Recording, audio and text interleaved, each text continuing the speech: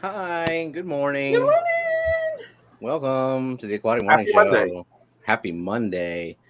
That Mhm. was an old intro because it's April. Do we have an April end of the month sponsor giveaway person? I have not Or are we? communicated with Jess, so So last I heard is she was still looking for one. So if y'all are interested in being such a thing, then email Jess at whatever her email address is. the I would Aquatic like to Morning Show clarify at that gmail.com. I have not slept, so there will be no more braining for me today. So Oh, that's okay. just So you're just a pretty face? yes, I will sit Okay. here and look pretty. Okay. Mm-hmm. Well, Good job. we know he's really tired because he agreed to that so easily. Uh-huh. Yeah. Yeah. Well, I'm having a mystery snail Monday. So there's a shirt, there's Nice. a cup, there's a bag. So I Where's your like it. keychain?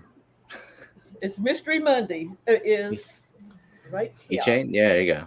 All Oh, what right. happened to my keychain? I Oh, I love have shrimp. I have to watch that kid because she will snatch stuff. Mm. But I do still have this one. She didn't get this one. Oh yeah, gotta have the LSU keychain. I might have hidden an LSU keychain, considering that it is LSU and I'm USF, and Oh, so it's in the no, dark board pile. very probably much is. Yeah. It's still in your home though. It's still in your apartment, right? It's there It is.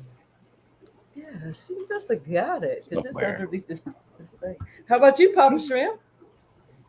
It's just Monday, and I'm happy to be here and be all awake and everything because I woke up too damn early, had too much coffee already, had time to print my hair.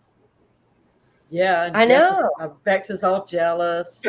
I Mhm, know. mhm, As soon as mhm. he popped up, I was like, "This isn't gonna work. I have to have the prettiest hair because Okay, mine is not I need to cooperating." put a big old X on your box. So Well, that's this like is the I same decided just hair I had yesterday. I'm going to buy a wig. Dag on it. Yesterday when I went up on Tea and Fish Mafia, it's like I couldn't do a daggone thing. The hair was like Phyllis Diller style, and it's like I can't do nothing about it. So that's just how I went. How many people here do not know that name? Phyllis Diller Hmm. on the panel or in the chat? Just anywhere because I Not figure that the youngsters that probably don't known. even who. Yeah, I was gonna say I know who Phyllis Diller is. I know who she is. Vaguely, I remember when she was out there all the time. When she was the thing, not just a memory. But that's what my hair looked like yesterday was Phyllis Diller. Which, at that time it was all the rage and it would have worked back then. Right? So I just tried to stay small, you know. Like, did you Oh, sit way back and all that kind of good stuff? Cool. So, Stevie, anything exciting at your end? Oh, exciting! I have a filler video releasing at 11 o'clock after the show because I can't like buckle down and do the video that I'm supposed to be doing. So I made some Snello this weekend and Oh, I filmed it because one of us, either me or Jenna, is going to have to eat Snello on Tuesday night whenever we interview Myrtle on Hey Fish Tube. well, I wonder if it's going to taste as bad as it smells. So here's the thing: Snello does not smell nearly as bad as Rapashi, and no. I have No, made you got a point. Rapashi You got a point. many, many times, and I've had Rapashi in my mouth. So I'm not all that concerned. Other than I know there's bug parts in Snello, I'm not concerned. It's gonna Well, be okay. you eat bugs all the time if you live in the South and you Yeah. talk outside. You're going to get a gnat in your mouth. It just Yep. happens. You ride a motorcycle, you're gonna eat some bugs. Yeah, and I have. I've had them splat on my helmet face cover, and it was a big bug, and it was like it left a spot like that. It was so bad you had to pull over and clean your helmet because you couldn't hardly see. But I said, thank God I had that thing down that time. It probably would have took out a tooth or two. And I have seen where hummingbirds have stabbed people where they hit them with their little beak, and it stabs Oops. them. It stays in there. Oh, Crazy. we forgot to turn on the banner. Let's see. There you go. Hey. We're gonna get this right. All right. You want me to do the hellos? That'll be fun. Yeah. Yeah, see do what it. see if I can read. Okay. Okay, let's see. First person in here was Eduardo. I saw her here, thus I salted her beer. She's snailing it from the start, but I'm putting on all stops. Okay. Hi, Eduardo. What? Good morning. I don't understand, They got I no don't brain understand. cells to decipher. this, but he was first. Okay, and then we have Annette. Good morning. And then we have Lori and Victoria Lee Creates. Now, I have not heard that name. She's been But coming in. Yeah, Okay. she's been here every day. oh, really? Well, then Yeah. my memory sucks. So, welcome back, Victoria Lee Creates. Gina's Reef. Hey, look, it's Dee Dee. Brennan. How about that? Hey, look, it's Bex and Bex again and Bex again. And look at all the Beaks people saying good morning. Oinky, happy Monday. Jennifer Weaver. Scrolling along. Brooklyn Bell. Good morning. I'll be lurking in and out while I re-escape a take. Oh, Brooklyn, I'm sure it's fine, but you just can't leave it alone, can you? Is she Dennis escaping Christensen. for your show, maybe? Well, she has some tanks set up and she wasn't happy with them, and I guess she's gonna re-escape. Oh, okay. And it looked good before, and it's gonna look good again. So yeah, whatever you need to do. Dr. Anthony, I said Dennis Christensen, right? Yeah. And Papa Shrimp. Good morning. Good morning, Papa Shrimp. How are you doing? Happy Monday. You're right there. Mike's Aquatics and Things. And I thought I was at the bottom, but then the scrolly thing moved. What's the scrolly thing called? Scroll bar? Garcia Aquatics. That's a yeah. That's right, Brooklyn. Go Tigers. Kenny E, good morning. I got my tickets to Fishtoberfest. My plane tickets. Yep. Talked to Ryan yesterday, and they got those ordered. Let's see, Lori. I think I said Lori already, but I'm seeing her name again, so I'm saying hi, Lori. Good morning, because I forgot. And Too Coolie for Schoolie. Too coolie. And hopefully I didn't skip anybody. Still scrolling. Glassbox Hero, Danny Weshy, Yo-Yo, late to the Aquatic Morning Show, lurking and working. Ben Backstrom. And Joe Stan. Look at Joe Stan coming in basically on time. That's pretty good. Uh-oh. Whoa, what's going on? I admire that. I mean, like 9:09 a.m. That's good. Like it's basically Stan? early. Yeah. And Merrick, good morning. It's gonna be epic. Yeah, that's right. Okay, I'm at the Wow. bottom. I'm done. Very good. Who did I skip? Well, just because Joe Stan bothered to get up and get ready on time enough.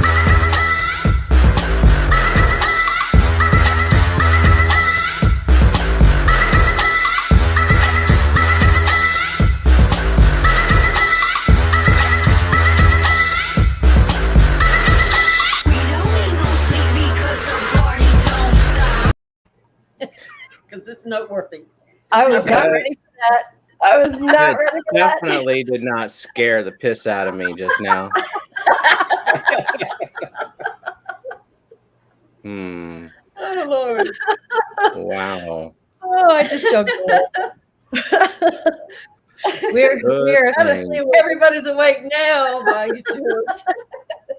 Yeah. Oh, Yep. gosh. Well, I did go shopping at Hobby Lobby. And I got this thingy. Ooh, that's Wow. pretty. That's, What you gonna put in there?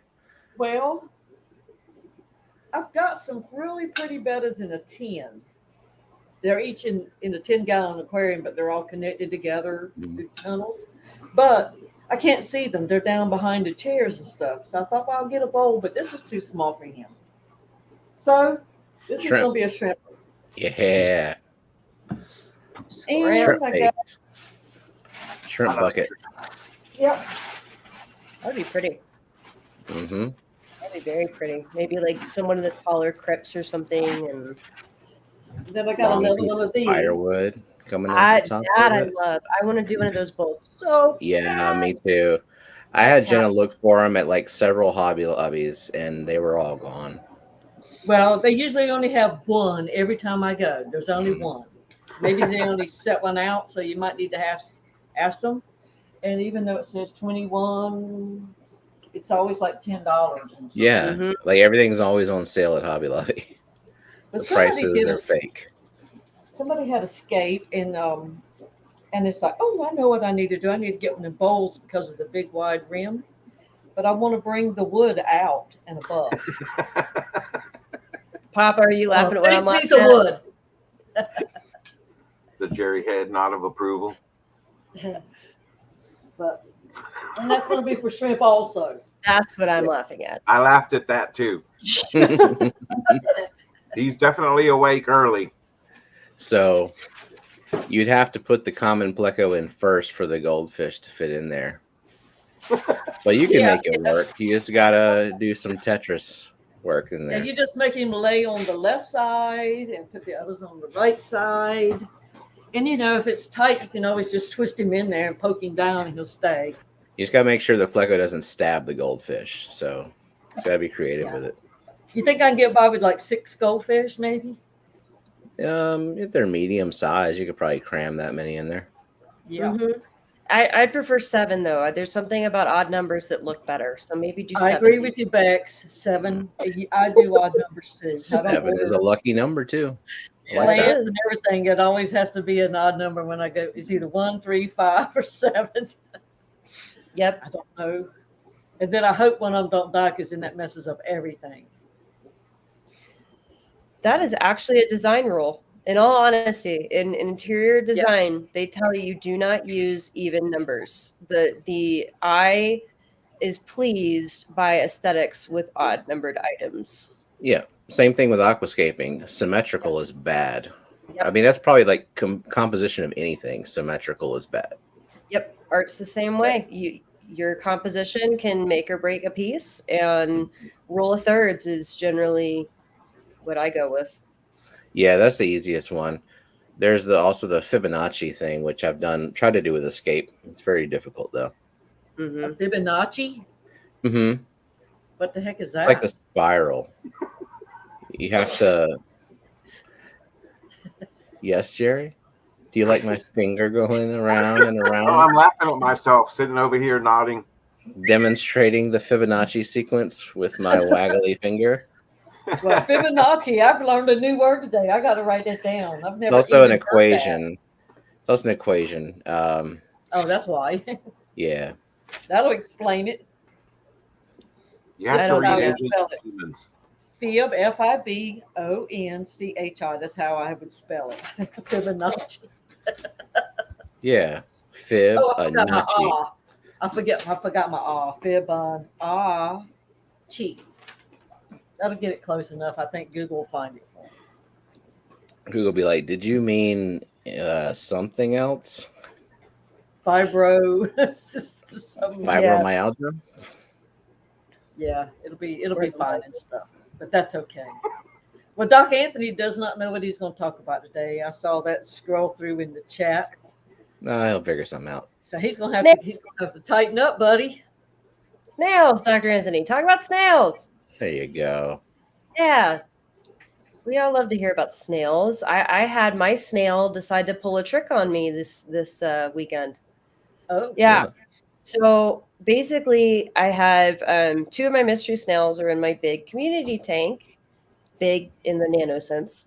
And Cusco, as you guys saw in the video, Cusco was dealing with a little bit of wave foot. So I have Cusco in a breeder box, and she's getting all of the attention. And my other little girl, Kronk, I guess, decided that she was not getting enough attention. So I found her, and she was being weird. She was acting all weird, and she's like going in circles and like half up on her foot and all this other stuff. So I start to get worried. I pull her out. I give her an air bath. I check my water parameters. Everything's fine. Everything's like literally perfect. So I have no idea what's going on. I put her in the breeder box with Cusco just to keep an eye on her. She's perfectly fine. She's 100% normal. She just wanted attention, I think. Wait, how long did you have to watch her to know that she was going in circles? Not long. They are surprisingly fast. People don't get that. My attention span is so low that I cannot monitor a snail's pattern. That's just too long. Well, she did her thing. She just constantly went in circles, and I just decided to monitor everything, and everything was perfectly fine. And her foot was normal after everything. I think she just seriously either wanted in the breeder box with Cusco, or she just was jealous and wanted my attention. What a weirdo. I know. The snail, if they decide they want to go somewhere, they just bulldoze their way, climb over the snails. It's like, okay, oh yeah, I'm at that point, and now I'm going, and it doesn't take them long to get there. It really doesn't. You think it No. will take forever, but they're fast. a quick minute. Yeah. I mean, last night I filmed all 7 of my mystery snails in a breeder box going after the Snello. I've dropped the Snello in there, and yeah, they perked up pretty quick. Oh yeah. They know. Like as soon as you drop that Snello in, they're just like beeline to the food. Yep. That was kind of a big chunk of Snello for 7 snails, though. It's like a mermaid's tail worth, about that big. It's also a big chunk of Snello to eat, and so I'm kind of rethinking that size. Maybe just cut the very little fin off of the tail and just eat that. Just the tip for sure. Yeah. It's worked so many times. Yep, probably a good idea. And I did finally get that short done of Pacha parasnailing into his food. Like a ball pit. That was a fun video. A very, very, very, very brief distraction, but yeah, fun nonetheless. Hey, that's what it's about. Now, those snails that you got from Foxy, if you wait for them to come to the top of the tank, you can actually hand them a little piece of food, and they will wrap those little feet up and grab it from your hands. Have not tried that. Yeah. Most of them are pretty small. The 2 magenta she sent me are a good size, though. And the way I found out they do it, I wait for them to come to the top, and when they do, I put it on tweezers because your fingers are just too big for them at that point, and then they will take it from you. And then when you start moving the lids off your tanks, they start coming to the top. That's they're funny. Spoiled. They're spoiled. They don't get it like that now that I have like 500 of them. But so yeah, they were happy. Yep. I think tomorrow I'll be getting my Fluval Flex 9 to put the mystery snails in. Ooh. Yep, dedicated mystery snail tank. Now that's one with the bow front. Is that? I actually already have one where I have a koi betta in there, so I decided to get a second one because, like, of the Fluval kits, the Flex 9 is maybe not my very favorite, but it's a good medium between the 5 and the 16. Yeah. Okay. I like all of the Flex ones, the 9s, the 15, the 32. The 32 was the first one that I had gotten many, many years ago. And I fell in love with that thing and then started buying the other sizes because I thought they were cool. So I don't have any Flexes now because I lost them all in the fire, except for a 15-gallon that I have at my son's house. He's holding on to it for me. So apparently Cats Aquatics did pretty good this weekend at the Jersey Shore show. Sean, got you a planaria trap. Let us know Nice. how it works. Ooh, oinky. Getting yourself a mosh pit. And it's already established. Gentleman wants to get out of the hobby. And I said, hell yeah. Very nice. Uh-oh. Poor Matt. Good morning, Matt. I haven't Good gone to morning. bed, so join the club maybe. Now, when I have a head cold and all, I like to make bogue sound. Here we go again. Clam chowder, which is a water-based clam chowder. Does not have milk in it, but it has lots of onions. And those onions will help clear up that head. Mm-hmm. And that broth will make you feel better. Wait, did you Raffle. put the air quotes on the clam? Is it like clam Well, a lot of people chowder? would say it's not clam chowder because it's not Oh, milky. That one's a real air, Okay. because basically it's water as a broth, clams, onions, bacon, a little bit of bacon, and some potatoes. Bacon. And I do throw a little chicken stock in there, which always makes everything better. Mhm. But it's a clear broth type chowder. It's not chowder, but it's everything but the milk Chowder. type. Yeah. Yeah, I'm not a chowder fan, but I don't like regular clam chowder. Like New England style, Didi? Yeah. And it might be because I was raised on that kind, Mm-hmm. But it's probably that. Yeah, I like the New England style, but I prefer Carolina style far more. Like, I feel like Carolina style is like the perfect mesh of New England and Manhattan. So it's not so creamy, chunky like the New England is, but it's also not super watery like Manhattan tends to be. And there's just something about the Carolina style of clam chowder that is just fantastic. And I do miss it so much. It's okay. I was raised on seafood gumbo. That's my thing. None of that cream-based crap. Tell us how you really feel, Stephen. Well, first you make a roux. Yeah. See, and for most people in the world, a roux is not the beginning of anything. We've never done it, Yep. They're not hard though. I mean, No. like I mean, you can burn it, but that's about it. Yeah. Or you can, you don't stir it well enough, or you don't, and things can happen. Yeah, but roux to me are not hard. Pre-made roux in a jar is not that bad. Like I don't disapprove of that. They have some pretty good ones. Hey, look at that, Miss. Sorry. I was clicking it, Dee Dee. Worse than Jenna. Yeah. Clicking the buttons. Look at that. Okay, so hold on, I gotta scroll because it's getting away from me.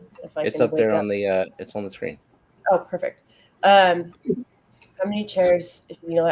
I should not need electric, Scott. And the vendor name is all one word, yes. And then chairs wise, probably just one if y'all are short. If I could, maybe like two, because my husband will be with me and helping me out. But we can deal with one if that's all you guys got. And yeah, I can always email you too. For sure. Cool. Easy do. Yes, I will. I finally got a vendor space for the Clash, so I will officially be selling art prints at the Clash.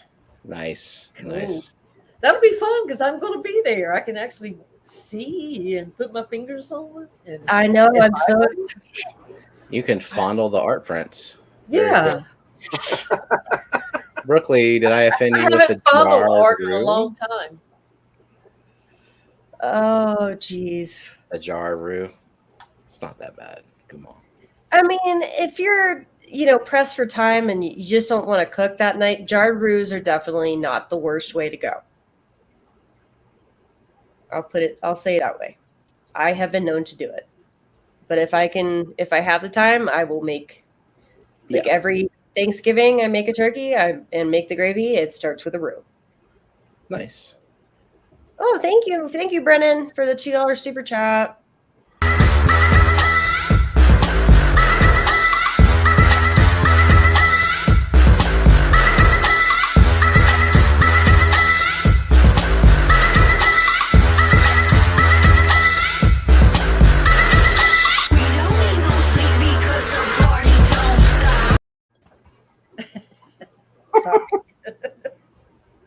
Hey, whatever. have to buckle up, Buttercup, because it's coming. It still wasn't prepared for it. Nope. I got my finger on the mouse. I have poor reaction time today. My husband and kid was watching the funniest videos things yesterday, and you had these people like had a bucket turned over on the floor, like, "Hey, come help me! I got a mouse trapped in this bucket." And so everybody's bringing brooms and whatnot. Of course, when they open the bucket and everybody starts running, screaming, throwing their brooms at it, it's a mouse. It's a mouse. Yeah. You had one guy, he pushed the bucket all the way from his house out into the street and lifted up the bucket. It was the mouse. Mm-hmm. But I said I could just see Gate Boy because he reminded me of Gate Boy doing that.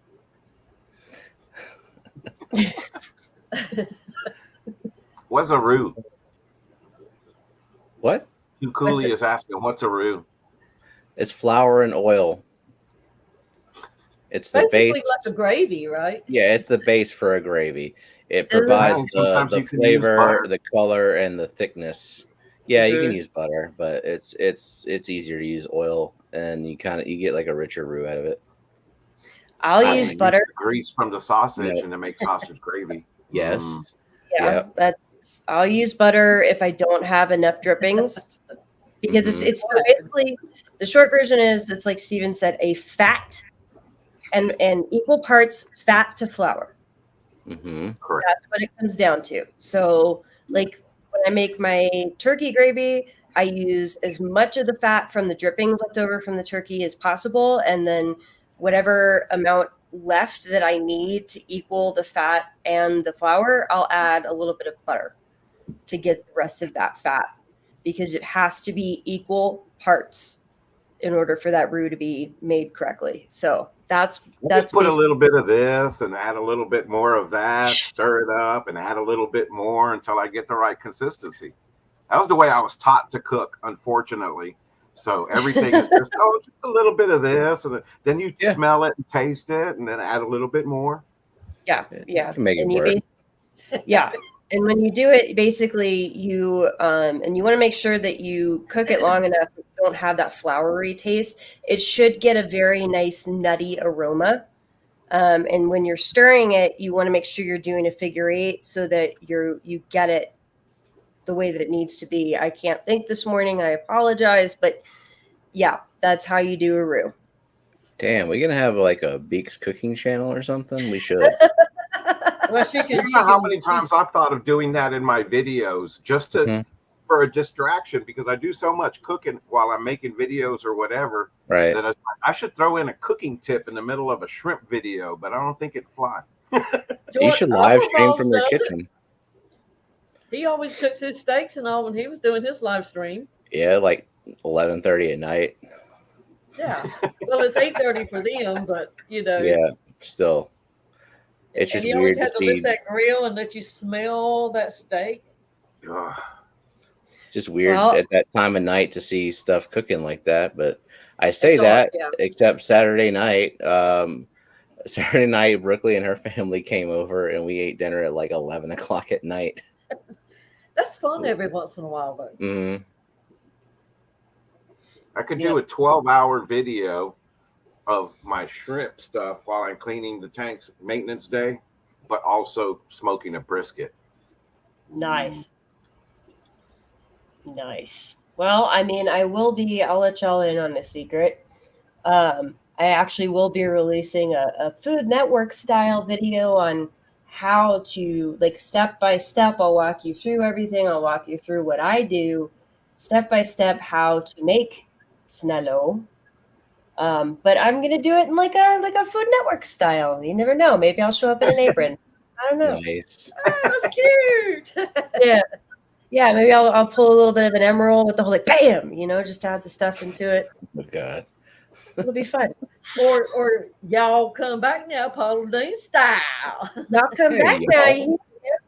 Hey, listen, my mom is going to be here tomorrow, and let me tell you what, that North Carolina accent will be coming roaring back because I will be around her 24/7. So if I doesn't take long. does. And if I pop up here, if I end up coming up Wednesday morning or something, and the accent will be back. Oh, that'd be fun.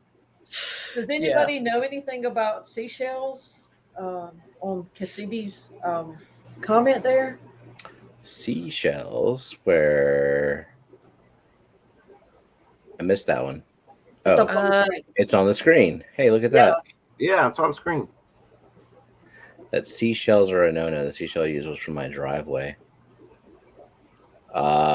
Is it dissolving? You could do the vinegar test on it to see if it's actually leaching anything to the water. Otherwise, I don't understand the issue. And even if it was like raising your pH, depending on what you're keeping, like, so what? Not that big of a deal. Yeah. Yeah, I think it would understand raise the myself. pH in relation to how big the tank is or whatever. And it's not going to be like such a pH swing that it's going to kill everything. It's just going to raise it a little bit. And it'll stay there just because it's the way it is now, right? Because that's what's in the water. Well, until you do a water change, and it'll dilute to your tap water, and then it might dissolve a little bit at a time. But also, if you're starting with alkaline water, it might not do anything. Like my water, I have no GH, but I have KH. If I try to put like crushed coral in there, I'm not going to add any GH to it because the water is not acidic. So Yeah, I just kind of did a quick Google, if you will, and really the only thing is just make sure you sanitize it before you put it in. Just make sure it's cleaned, and that way you're not bringing anything in. I love that. That's a Demolition Man reference there. The 3 shells. Buddy's also got the 3, the odd number. Yeah. You just can't mess with Jason, Yeah. Yep. I think that was firmly a Demolition Man reference, though. Oh, that video. Well, let's just look at that. This was so funny. Howdy, folk. Jason here. I decided a few days ago to pull the switch on some fish I've been really interested in for a little while. Just showed up, so let's do the unboxing.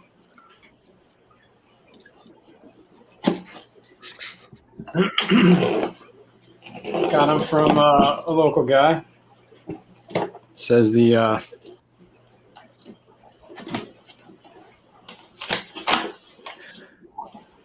oh, look, there's a card. It says degenerate. You rule. Why would there be an address label if you got Right, it? let's look at the fish. What we got? LBS. Oh, yeah. This is the pygmy or the mini variety. Had my eye on these for a little while. Let's get them out of the bag and into a tank.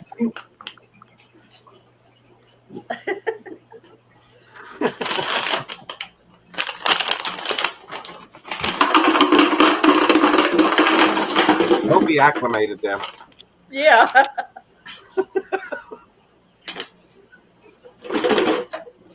Yeah. That is plop and Looking drop. pretty good for Arkansas. Emphasis on the plop. Wow. I can tell already they're not going to last very long. I'll give it a couple hours and see. I love wine. Check back in a minute, folks. We need a time-lapse video.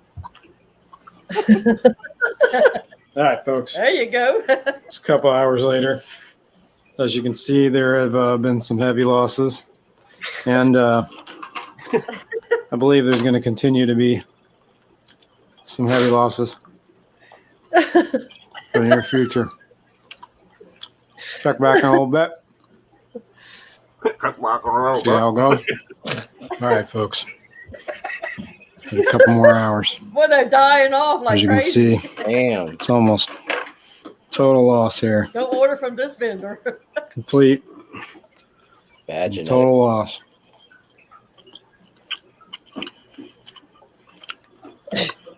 Only a matter of time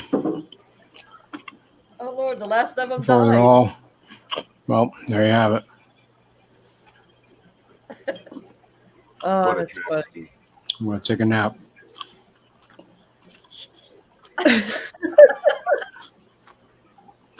Degenerate out. Oh man, that was great, April Fools. That was a great April Fool. That's Degenerate Fish Keeper. Yeah. If you are not subscribed, you can go over and hit him up. Mm-hmm. Did y'all Man, see what Football did for the April Fool's thing? Nope. What they do? So on their Instagram, I can't use my phone, but they posted a new product. Have you guys seen the backpacks that they make for people to carry their cats around? And it has like the little bubble on the front for the cats. Yeah, so Fluval posted this picture of this new product, and it's that backpack, and they have a fish.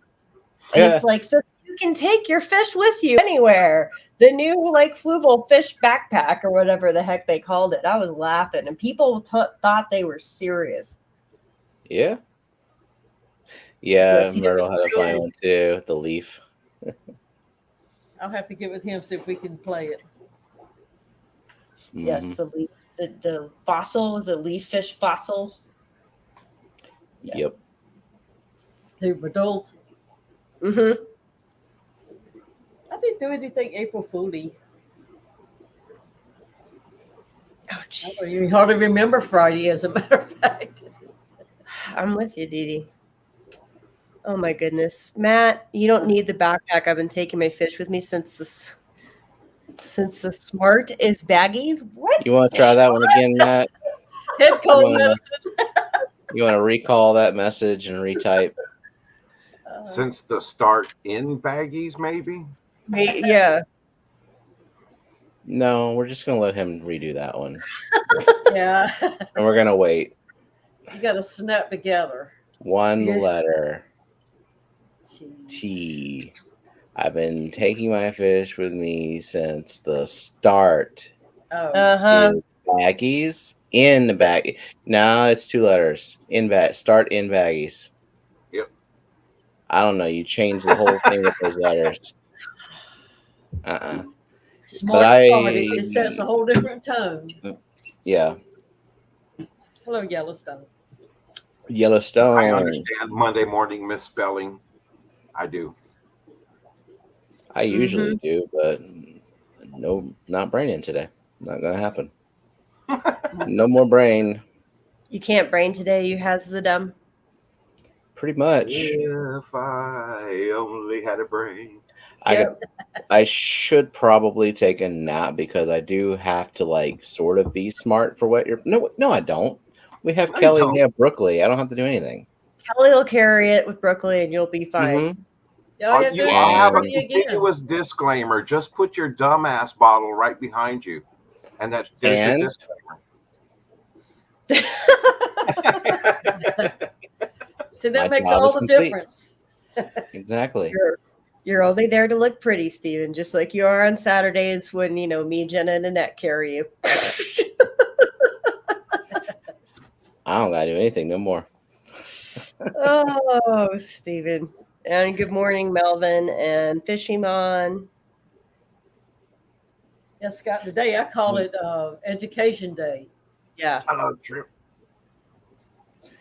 That's Get true. Lots of good We info. got I've been, Dr. I've Anthony, been and tearing then into this book. you finished it yet? Oh no, because I stop and then I go back Oh. and watch an episode of the Wet Your Plants, and then it Oh, that makes looks sense to me. dense. And so I'm on page 65, but I've got 7 more pages of notes because of this book. But I've been highlighting my pages on something that I learned. What did I learn the other day? Oh, I learned how to another way to dip your plants. Bleach peroxide or what? No, he uses fenbendazole. Oh, okay. And- Yeah. He does it in a stronger. It's like 3 times stronger than what we use to kill planaria. But you put Yeah. that in 5 gallons of water. For how and long? A bucket like, and you soak your plants for 24 hours. Oh, wow. Hey, Instead good morning, of the Alex. dip thing, like we do with the hydrogen and all that. So you can put them in there, and that way, if there's anything out there, that chances are it will get it. And I thought, well, that's pretty cool. I had never thought about that. I have never once done a plant dip when I got new plants. They just go straight in the tank. And I just get whatever it comes with, Hydra, planaria, snails, whatever. It's all natural. Well, I do some, I don't some. I tried to learn to do it, but for the most part, I don't. Yeah.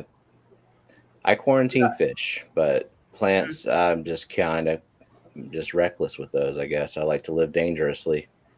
I do the same thing now, Stephen. I used to do Irene's alum dip, like her newer alum dip, the less strong one. And then it affects them. It just affects them, so I don't anymore. Yeah, well, that's the thing. You get plants in the mail, they're already kind of, like not doing that great. And what are you going to like dip them in something that is designed to kill them after a certain amount of time? Or I don't stress know. them out. Plants get Yeah, stressed. yeah, plants do get stressed. I like Alex's approach, a free chance to collect new forms of algae. Yep. Oh, look what Scott Schmidt said. MSG, are you coming to the class? If you are, I might need a snail class instead of inverts. What? What's wrong with inverts? I'm hurt. Snails need to be like there should be shrimp and then there should be snails. Yeah, separate the two. There should totally be a shrimp class, but it's hard. Yeah. Like, a shrimp class is definitely a different thing from snail class.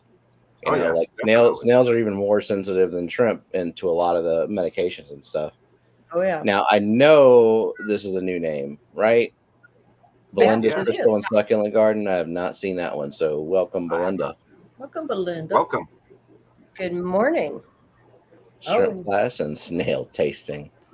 No. See, I need somebody like Annette to hold my hand and teach me about snails because I'm a dumbass when it comes to snails, other than the things I find in my tank.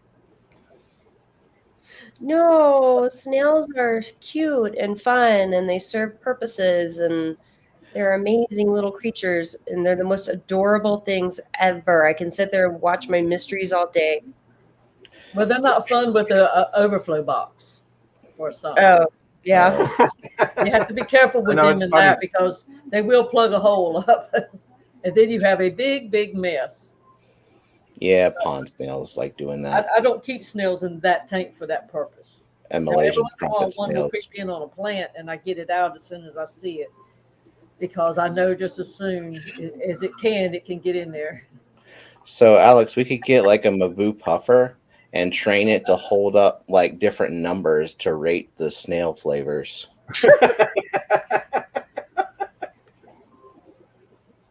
Well, I had this creature in my new shrimp tank, and it hasn't been set up that long to grow something that looks like this. But let me show. Maybe y'all can tell me what this thing is. Oh no. What's in your water? Let me get to the thing. In my shrimp tank, I got something and I extracted him from the tank and put him in a clear bowl where I could take a look and see. It's kind of long for such a little thing. It's long. Detritus Worm? Yeah. It's round, right? Yeah, it's like an earthworm shape. It's not like Yeah. area shape.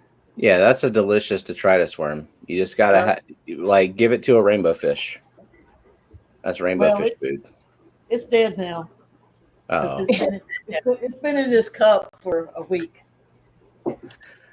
Alex says it's almost always leeches or sponges. Did I stop sharing? No, I did not. No. Okay, sorry. There.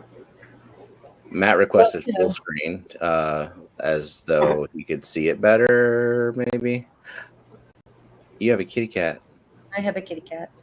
Meow. Meow. Hey, Liz.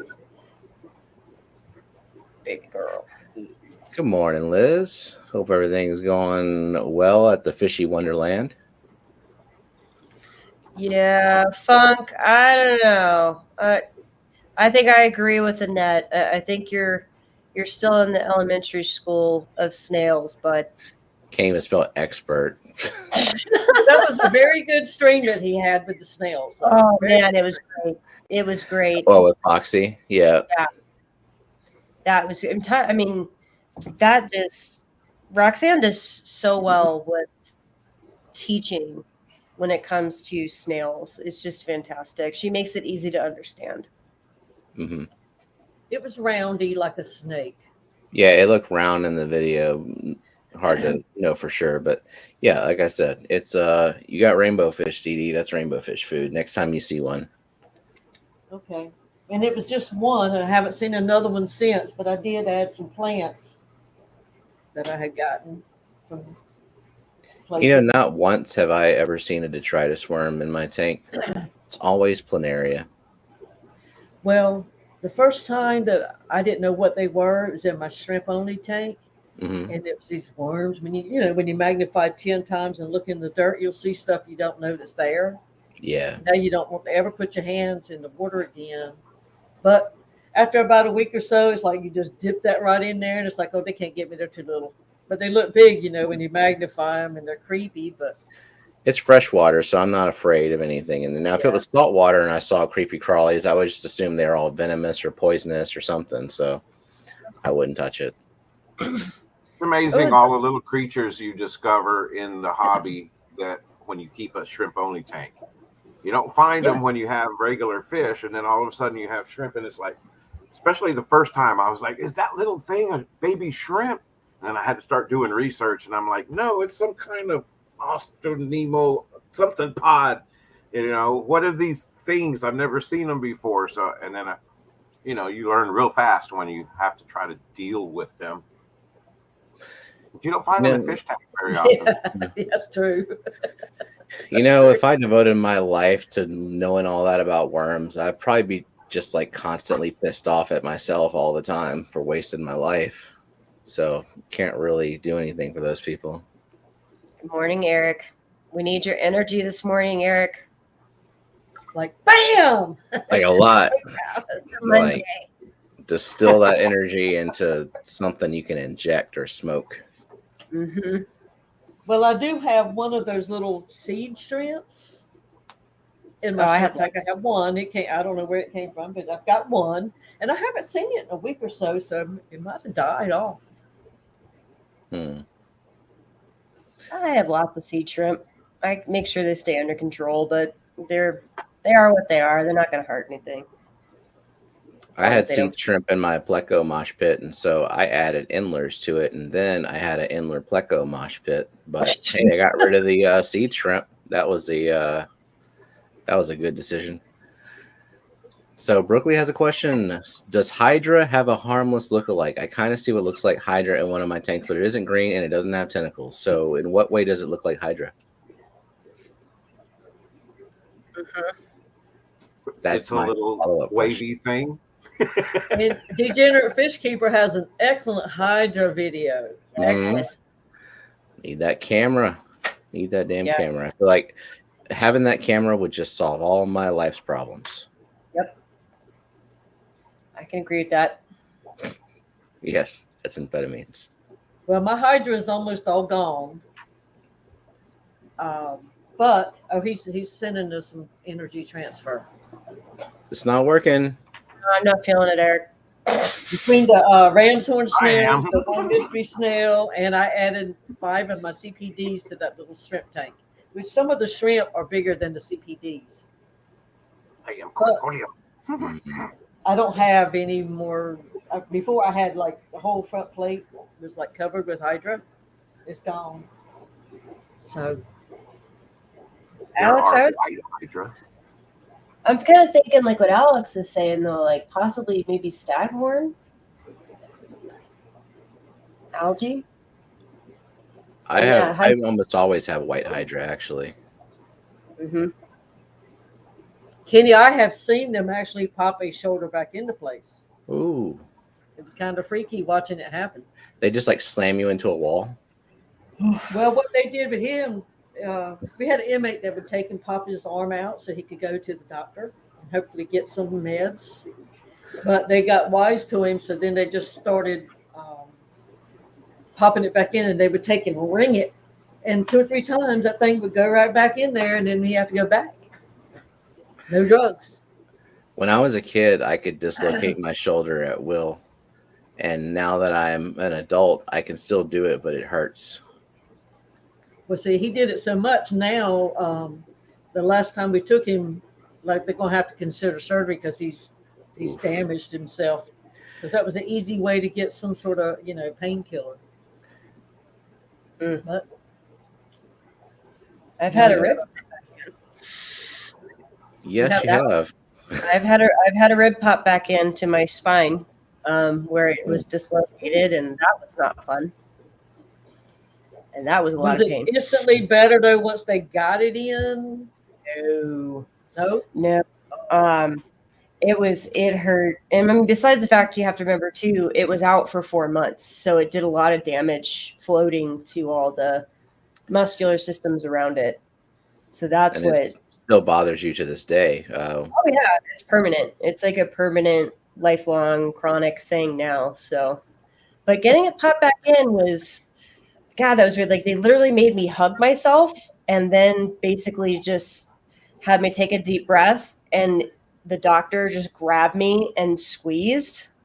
Bite down on some leather or something. Like no. He just like it took 2 or 3 times for it to get to lock back in, and I heard it. Like I literally heard the pop of the rib going back into the socket in the spine, basically. Not a socket, but that's the closest thing, I guess. Yeah, It being was fun. snapped into place. It was not fun. I don't recommend it. Morning show, Rico. See, I like when you go to the chiropractor and you hear everything snapping and cracking. Oh man, it's like, oh, thank you. It feels so much better now. But they do that trick to me too, where they get behind you and you put your arms like this and they lift and pull. Oh yeah. My dad had one of those things that like grabs you by the head and just like pulls you up to straighten you out. And then he also had one of those inversion tables, and all those things are just crazy looking to me. Now I have an inversion table and I need to get it out. It's been in a shed, but I need to get it because it takes a lot of space to use it because it has to. But oh yeah, I need to get that back out. But I wished I had one of those little things because I have a lot of pressure on my neck from that damage. And sometimes I just sit and hold it up like that. And it's like, oh, just that little bit of weight that you take off of the head itself. It's very, relaxing. But on an inversion table, you can tell the second that you get the right angle starting to come because it's like,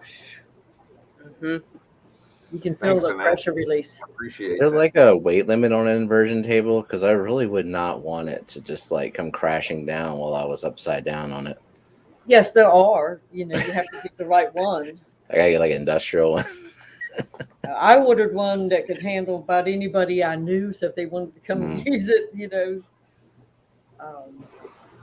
But I got on one time. I was cleaning houses, and my cousin had one. And I would go there while they were at work. And I said, well, I'm going to go up there and do this thing. Well, I got up on hers and I got down and I couldn't get off the thing.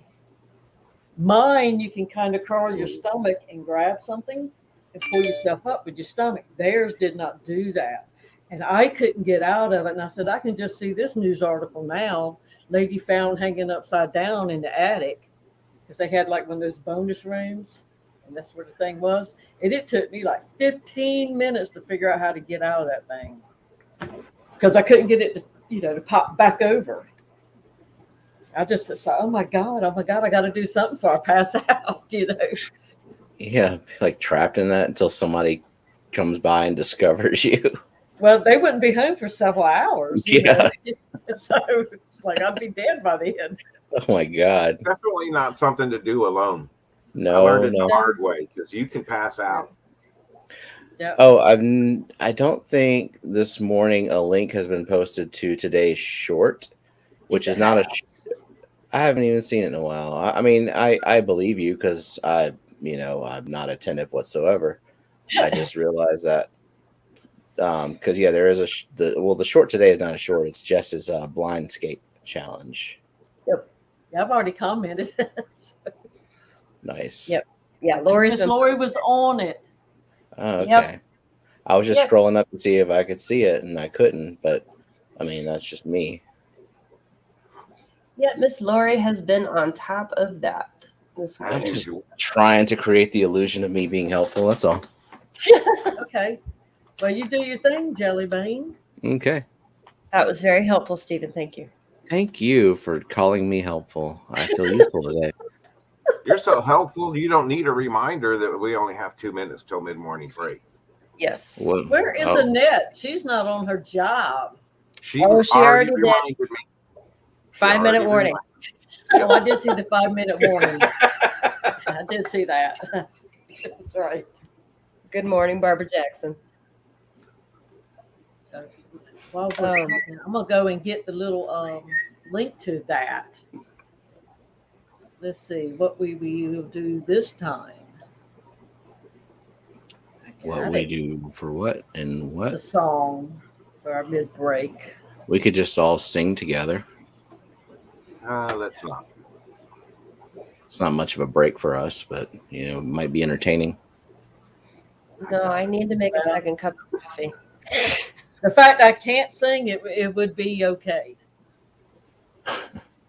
Because if we're going for silly, I'm right in on that one. I'm all for silly. I'm always like 2 or 3 notes off. Very Always. simple. No, I need a second cup of coffee. Can you sing too, Bex? Can I sing Yes, too? Yes, she Can you can. sing? She's very good at singing too. So you're an artist? Just name Very an good. art thing, and she can do it. Wow. Yeah. Oh, I I'll kind sing and I'll play drums. You There can you go. sing too? there we go. I could I used never to be able play to play music. the piano. I haven't played in so long. You know, they say if you can play the piano, you can play any instrument, basically. Just because All the right. piano. Yeah, if you can read music for a piano, then you can read treble clef and bass clef. Then you're really good at transposing. Plus, you've got that ability to split your brain and play 2 parts at once, Yeah. which I cannot do. No. I did trumpet in the, well, it was a cornet in the high school, the elementary school band. And it was because I could play piano. I knew how to read the notes. And so Nice. I got to the first position really fast because I could read the notes, and that does help. You already know how when you first go into a band. But I wanted to play the saxophone, and they already had people for the saxophone. So then I wanted the flute. They already had people for the flute, so I ended up with the cornet. Not even a trumpet. Cornet's like, and my mom and them, they went along with it. But I was good at it, so. Yeah. So Danny does make a good point. Like, there is technique to playing an instrument, but having that musical base of being able to read notes, it goes a long way. Because the other stuff, it can be taught. The embouchure and the techniques can be I taught. never knew that was the way you spelt it. I've been in music my whole life. Embouchure? Yeah. Embouchure? The embouchure. Embouchure. Yeah. Yeah, I played trombone from middle school through high school. I mean, briefly in high school, I was like top trombone in the state. So, but I mean, like it's still just the trombone. So, yeah. Now we only had like getting- 6 to 8 band members in our school, and then once a year we would have a concert where the whole county schools would go together, and that sounded so good. Because when you have like a trumpet, a cornet, a 1 sax, a flute, a clarinet, whatever, it just doesn't sound the same. But when you fill a whole room full of instruments, Yeah. It would be like, I can't believe we can actually sound like this, as part of it. And I love that part. Yeah, it does, Brooklyn. Nowadays, they have jazz bands and everything in the schools. Mm-hmm. They didn't have that back then. So, Yep. oh, I am behind on my job. Oh, Yep. what do you got to do? So let me just jump right in here and get this thing handled for, uh-oh. Did I not? I know, and that's going to be mad at me. Yeah, because you let it slip. Yes, I did. Rico. Morning show, Rico. Morning show. It's not working. What is going on here? Yes, Rico. In middle school, that's exactly what we called each other. In middle school. And then it wasn't funny, and now it's funny. It's funny again.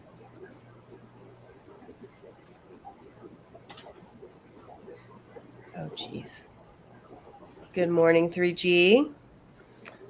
Hey, Greg. Jimmy P, good morning. Kara C. Yep, Kara C, good morning. Everybody coming in for that mid-morning here. Okay. I had to let the Hello, advertisements get out of here. Good morning, Ricky DeHoyo. Did you need assistance? What are you trying to do here? Oh, hey. And speaking of which, guess who just popped in? Yeah, perfect timing.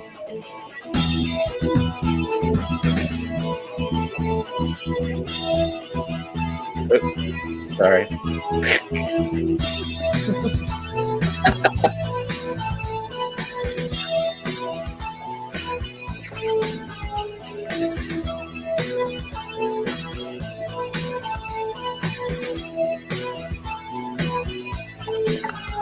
When a dog needs a loving home, take it to a shelter.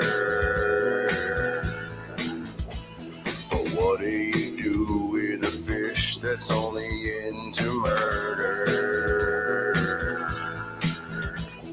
Florida man will take the fish off your hands. Florida man, the one who understands you gotta change your plans. Call Florida man, cigarette in hand. He's got a fishy wonderland. He'll drive 300 miles to rescue a catfish, but he would rather help you get your own tank established. Florida man, 3,000 gallons in.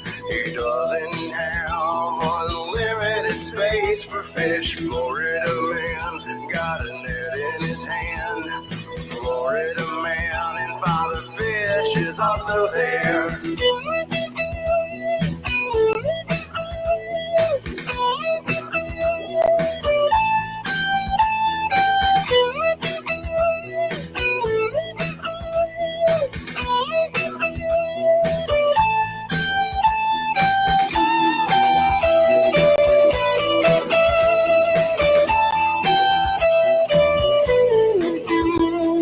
Who's gonna step up and help Florida man now? We need a rescue to rescue Florida fish. Rescue. Florida man needs a helping hand. There's a change in plans for his fishy wonderland. Florida man digging in the sand. Florida man is reaching out to the fishy fam. Florida man will take them fish off your hands. Florida man, the one who understands. Florida man needs a helping hand. There's a change in plan for his fishy wonderland. And he'll even take your goddamn feed and goldfish.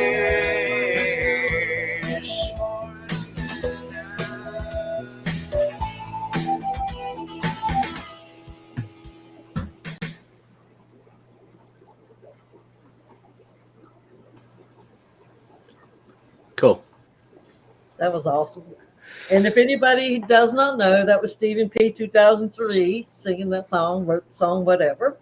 And he did that for a Florida Fish Rescue fundraiser stream.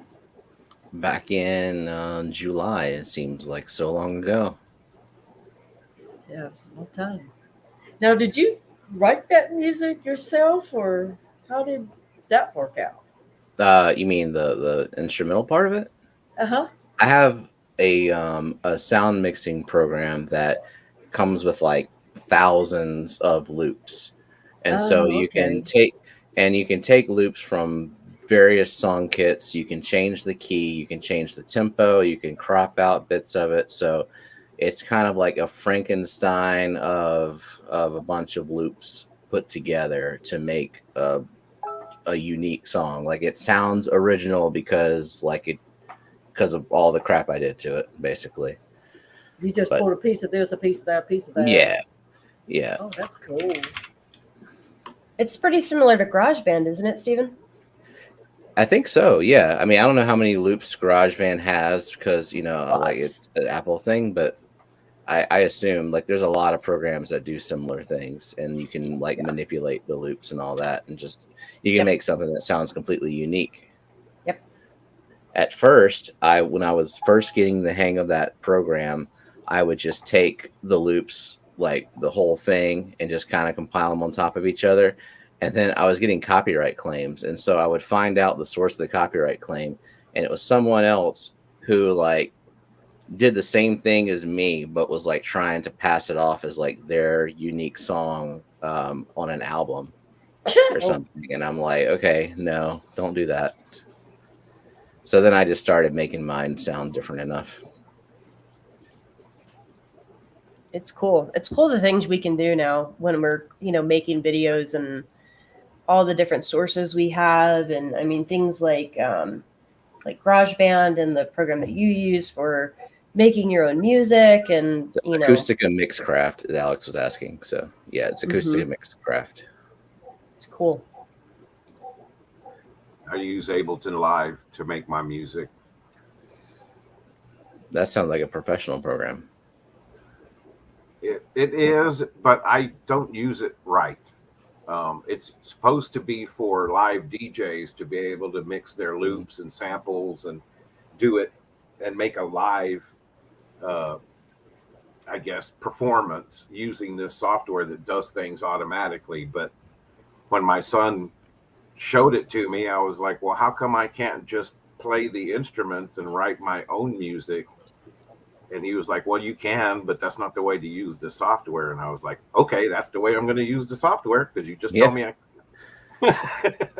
Yeah, I've got professional software that I just like barely scratch the surface on, but it works. Like I was making my thumbnails in Photoshop, and like Photoshop is a really, really powerful program, but I was using it very superficially.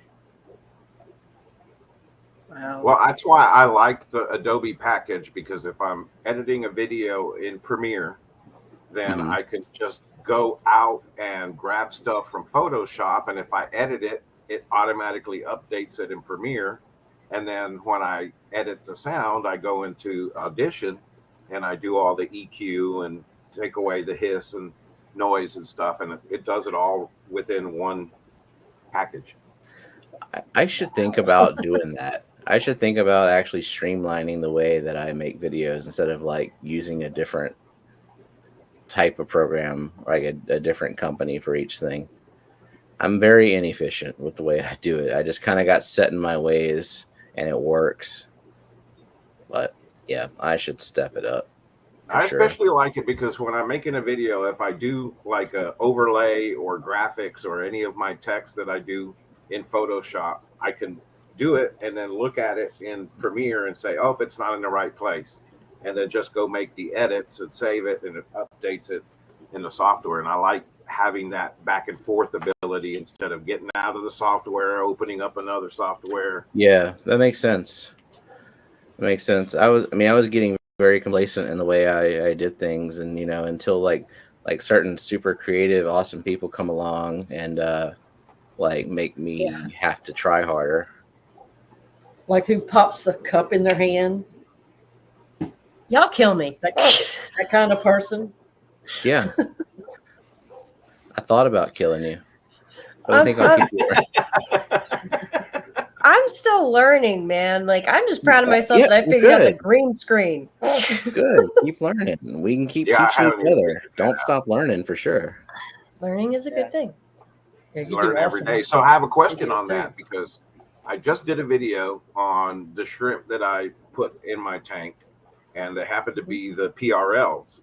Well, one of the things I noticed when filming it is that the white on the shrimp is so white that I had to change my lighting. I had to change my filters and everything that I was using because the white was too, what do they call it? It whitewashed it kind of. Yeah, So, like blown out. Yeah, because I couldn't get any close-ups on the white of the shrimp because it was so white that it wouldn't focus. So I had to learn how to film it differently. If that Now, I makes mean, certain cameras, they have a decent manual adjustment. You can kind of mess with your white balance so the whites aren't super white. You can lower your highlights a little bit. But, you know, that's the manual settings in the camera is a bit of a learning curve too. You're telling me I have a $1,700 camera that I still don't know how to use other than push the button, take a picture, or turn on the video, and that's about it. Yeah, Well, we have I've a told GoPro myself. here that I haven't learned to use. Have you used it at all? Mm-mm. Not underwater.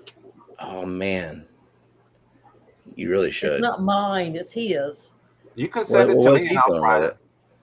Well, he got it. He got it, but it's. I mean, he got it for Christmas, but I would rather he stick it in the water instead of me. PRLs are pure red lines or crystal red shrimp that produce only red shrimp. Oh. You don't get any blacks. You don't get any mixed matches. That's what the pure red lines are. They've been bred to be red and white, and the PBLs are black and white. You won't get any crows. Speaking of shrimp, let's hear from our sponsor, Joe Shrimp Shack.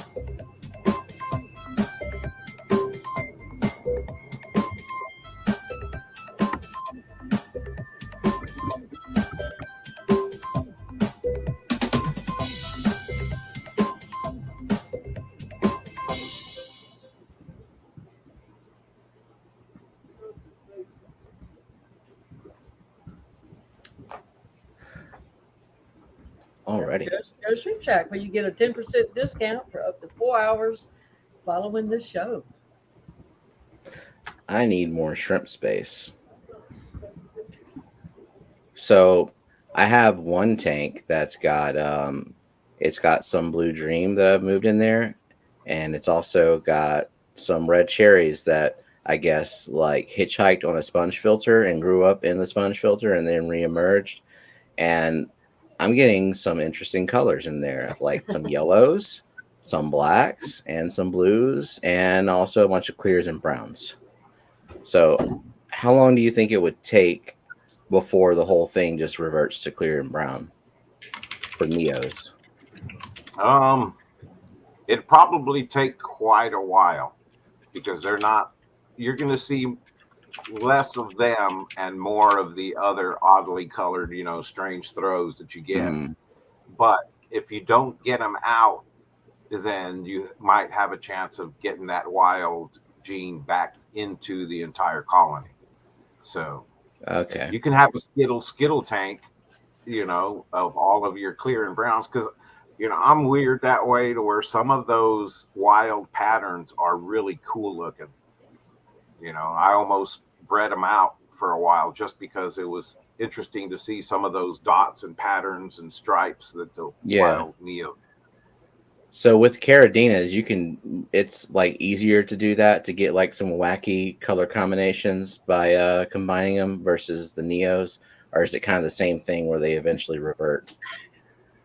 No, they won't. Well, it depends on the kinds. Like the Aura Blues and the Tangerine Tigers, they're somewhat wild type shrimp, anyways.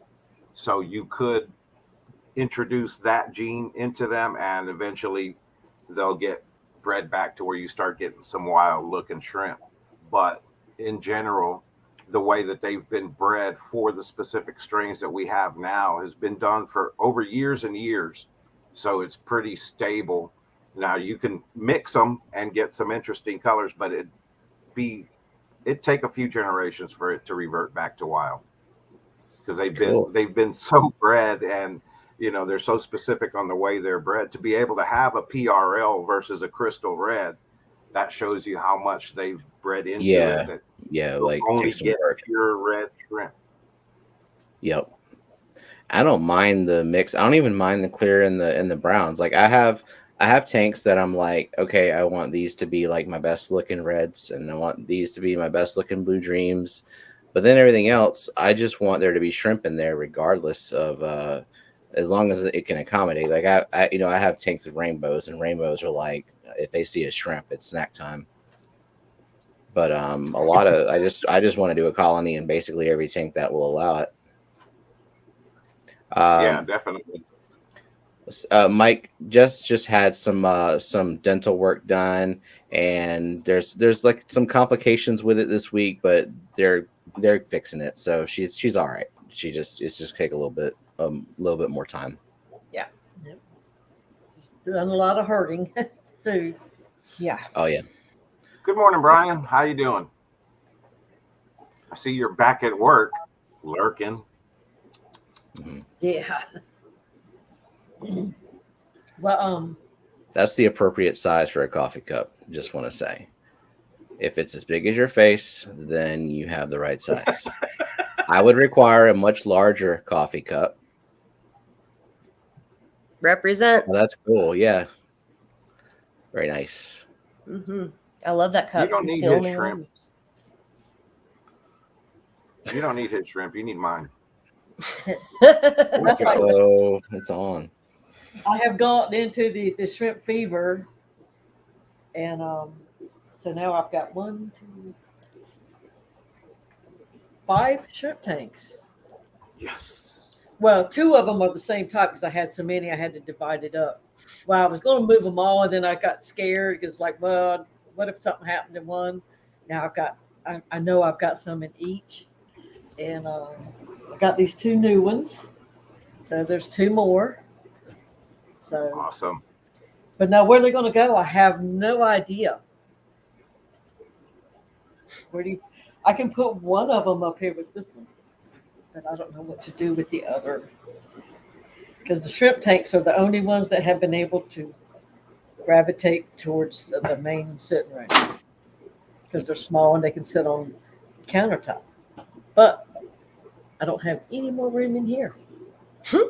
Unless I build something. So.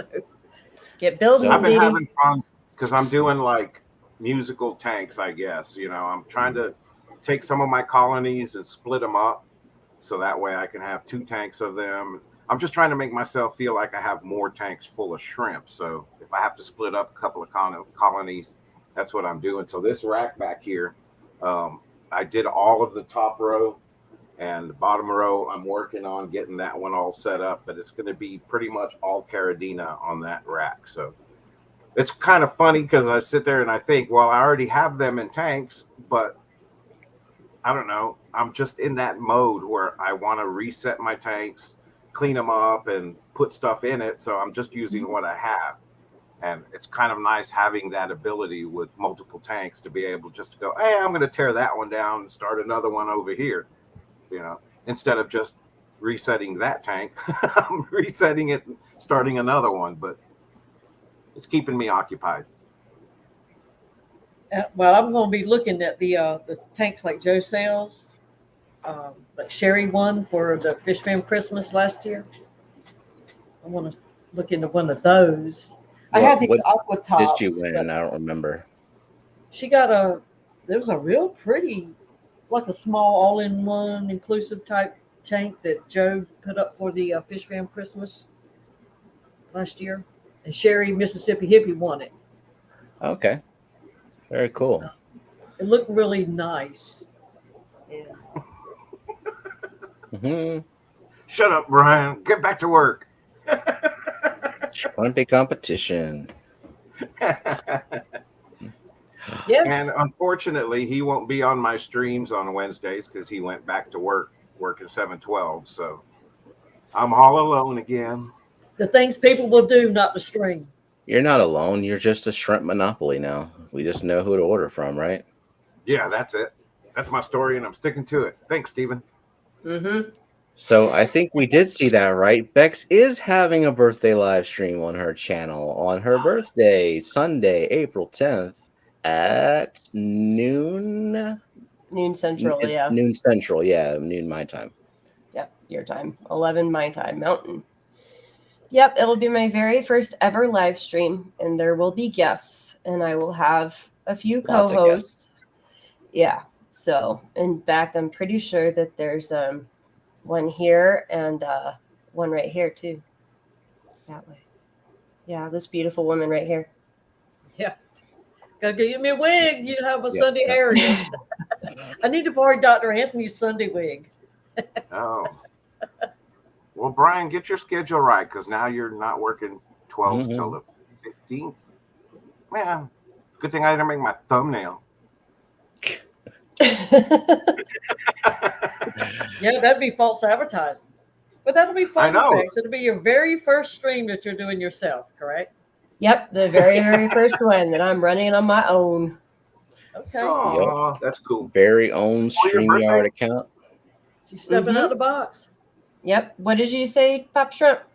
I said for your birthday? For my birthday. The 10th is my birthday, and there's even talk that my mom might come on and say hi with everybody, and because her birthday is the 12th. So Awesome. That's pretty cool. Yeah, and not only is it a birthday stream, but it is a 500 subscriber celebration because you hit that 500 subscriber really freaking fast. I could not have done it without lots and lots of help and support from this entire community. So that's the thing. Like none of us do this on our own. You know, like it's the community, it's everybody helping, it's everybody sharing everybody's stuff out. So, you know, that's why I wanted to do this. I just, as a big, like, thank you, and everybody will have fun, hopefully. And you never know what might happen on that stream either. I'm just saying. Yeah. The community is awesome, but the content speaks for itself. Yes, absolutely. That's why people come back and watch. You can get people to subscribe, but you can't force them to watch your videos. But when you got videos come out that hit 500, 1,000 views within just a few days, that's telling that the quality of the content.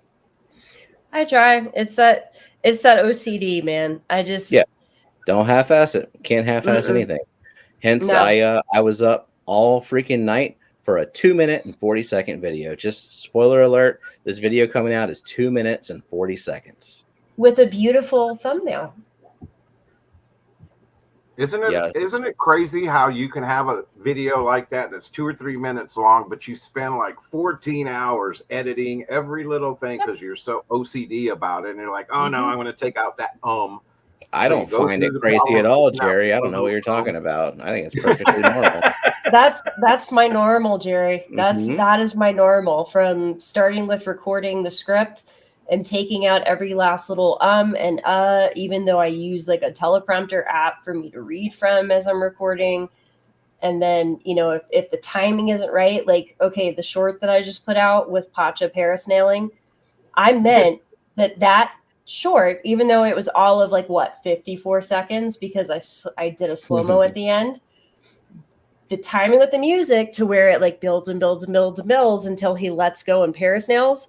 Right. I meant that timing was going to be perfect. And once it was perfect, I was good and I published it. But until then, no. Yeah, Doesn't matter. if it's not perfect, it's garbage, basically. That's It the doesn't- mentality. Well, mine are garbage. But No, No, Dee they're Dee. not, Dee Dee. They're not, Dee Dee. We're No. talking about our Well, have own fun. crazy brains that No, mine obsess are that over way. the stupidest things. I Yep. can't Until- figure out these keyframe thingies and all, but You mine will. have come a long way Yeah. from the beginning. But it took me like 3 days to do my first 2 minutes, and I don't do the little minus, little tiny micro tuning that y'all are doing. But it still took me like 3 days. Well, if you go back to and you make my it wrong. very first video that I have, well, not the very first one, because the first one I still is like a gaming video that I left up, but my first edited video of my 40 breeder, it's really awkward and cringy, and it took me probably 2 weeks of working all day trying to figure out all the things in the editing program. Now I could make a video like that within a couple of days. So you get faster at it. You just have to keep doing it. Yeah. Yeah. I love doing it. I don't know, but y'all know, but it's still, I mean, I've just cracked the surface. I mean, I haven't even cracked into the surface, and I still love doing that part. That's the best part of Mhm. YouTube to me, is making the videos. Oh, and, yeah.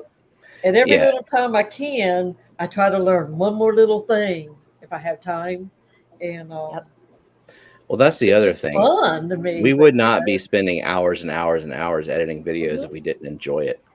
Yep. Because I'm monetized now.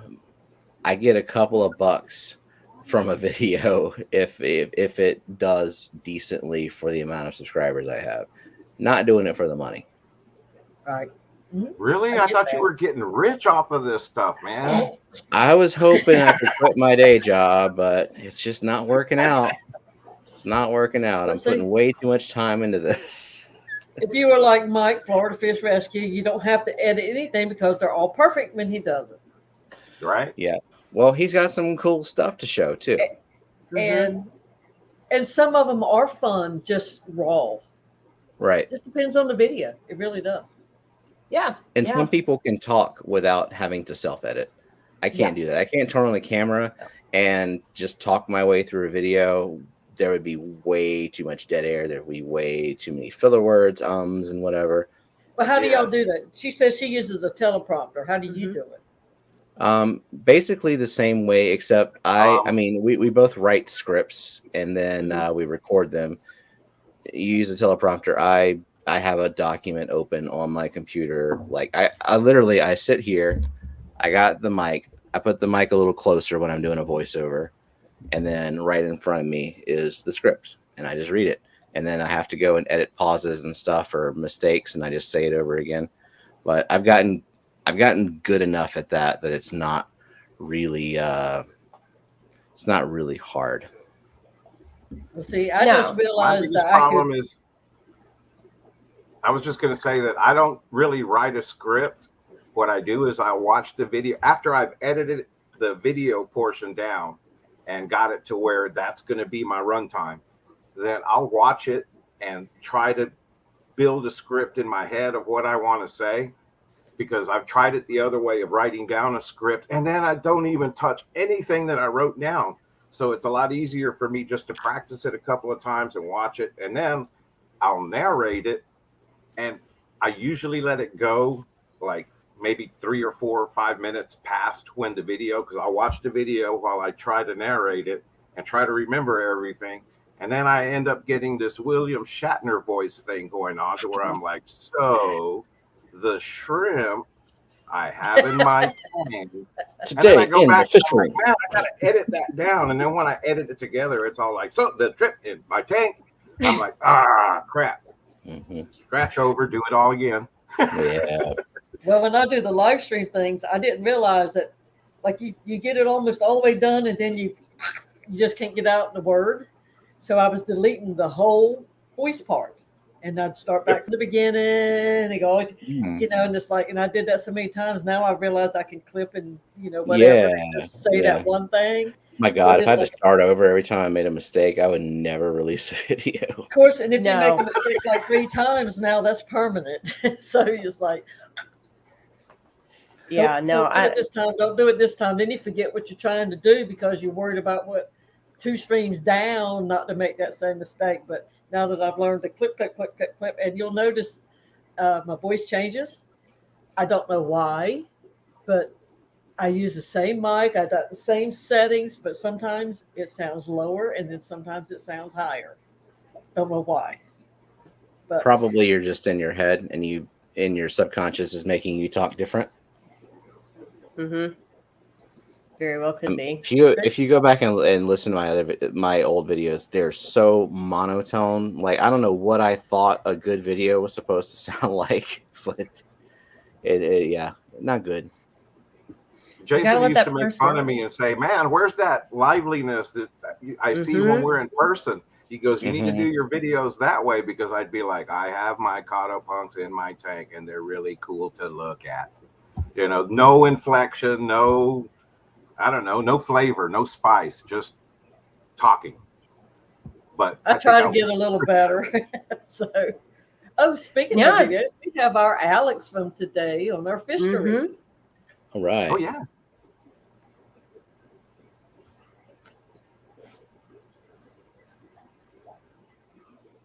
Nice freeze. And he's sending over his mouth gag. Hey, everybody, and welcome to Fishery with Alex Williamson of The Secret History Living in Your Aquarium. Of course, if you guys are enjoying these episodes, you can become a member, get them all in one shot in a 4-pack once a week, and with the sources and any notes that I take included. Now, otherwise, you can check us out always here on the Aquatic Morning Show around the midway point, or whenever Jess feels like it, or whoever's running the show that morning.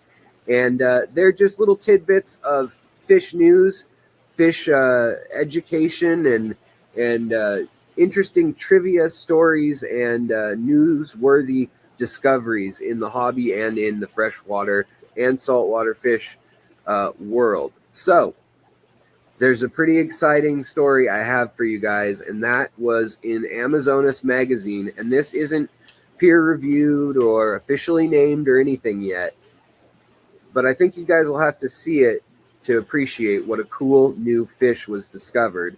And not only was it discovered, which first it was rumored to be around, and they thought it was an anomaly, some other type of pencilfish, maybe a coral pencilfish or a Bickford pencilfish.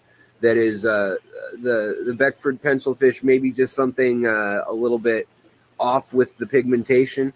But this is a solid red pencilfish and very cool. So let's just take a look at it. I mean, I just got to show it to you. All right, guys. So I was browsing the Amazonas magazine website and then came across this blog entry post.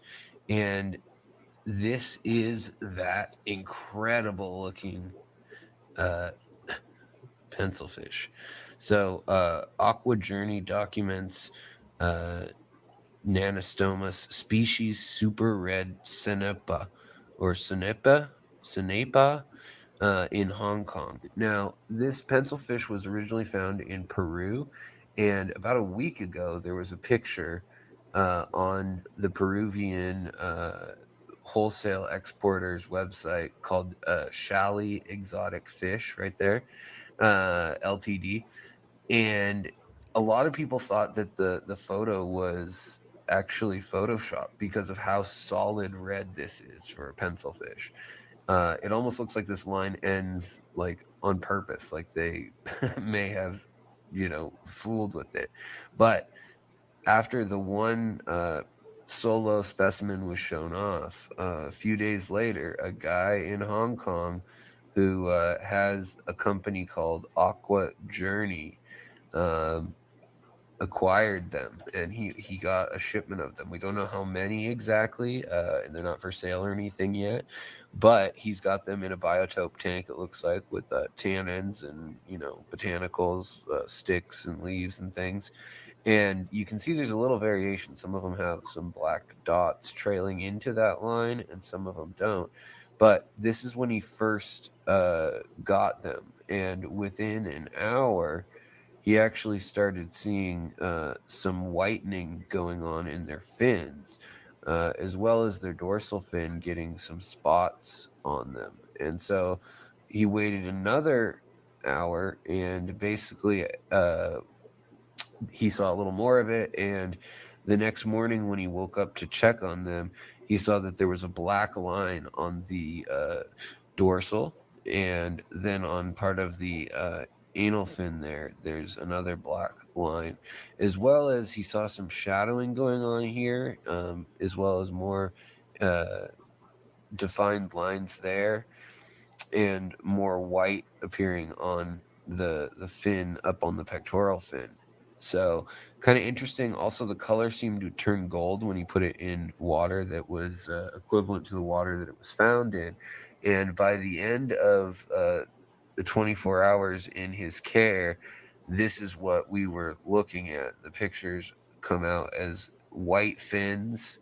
Looks like, at least in certain lights, you can kind of tell that by the angle there. And then a golden head with the black stripe, and more of the white spottiness there, and then more of like a copper or gold up top, and then silver in the face with looks like 3 stripes is what it would be, but it doesn't look anything like the existing species known. But we can tell from this picture that there's at least 3 of them, but we don't know if he has females, or if the females maybe just look like the males, or what's going on. This one's not, like, really golden in the face. So you can see that is an unusual trait for these fish, for sure. So pretty cool. Yeah, pretty darn cool. And they've this was the first picture that was submitted right here, and a lot of people thought it was just a mutant or some odd, I don't know, anomaly. But the cool thing is that it's also this was found near Iquitos, Peru, which is where Dr. Anthony Mazeral, who a lot of you may know, who's been on the Aquatic Morning Show and my channel, it's from around that region. So whoever wins the trip down there, man, hunt for this bad boy. Very cool. All right, guys, thanks for tuning in, and I'll see you tomorrow. Bye. Hey guys, what's going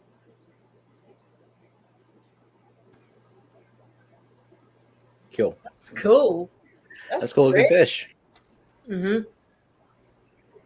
Pencil Yes, fish it are is. neat anyways. Yeah. Mm-hmm. Yeah, they are. I like the backbirds. Mm-hmm.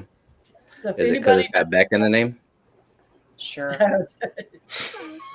if you do not know, that is Alex from The Secret History Living in Your Aquarium.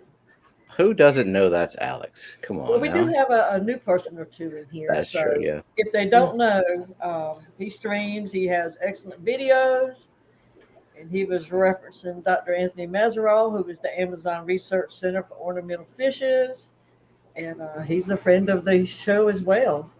But that's kind of cool that it's right down there where Dr. Anthony's at. Wouldn't that be awesome if he had got some? Right? Yeah. Mm-hmm.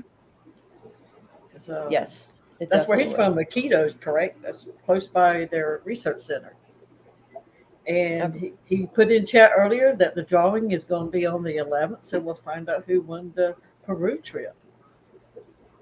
Oh Very yeah. cool. Oh, okay. See, they're looking into something here. Very cool. Who's ignoring Eduardo? First of all, that's the first time I've seen Eduardo chat this morning. So, like, how I've been can ignoring you? Oh, okay. There will be no I haven't- ignoring of Eduardo. That will not happen. No, but I haven't. I literally have not seen his name pop up until just now. Dr. Anthony, that is not so. You were told you could come on. Open invitation, Anytime. Dr. Awesome. Open All you got invitation. to do is say, send a link, and we got you. But not on Sunday, because I might need to borrow the wig. We can't both have it. He came up last night on the stream with a little head over his wig, and everybody thought it was Ed to start with. With a what over his wig? He had head a over his mask wig. thing, Oh, and all you saw was like the whole. So you couldn't see who it was whatsoever. But when he pulled it off, his wig came off with it because he had a Sunday wig on. He always wears a Sunday wig on Sundays, but it was cute. But nobody knew who it was. Because at first I'm thinking, oh my gosh, don't tell me this is the bandit is at it again. But it was not.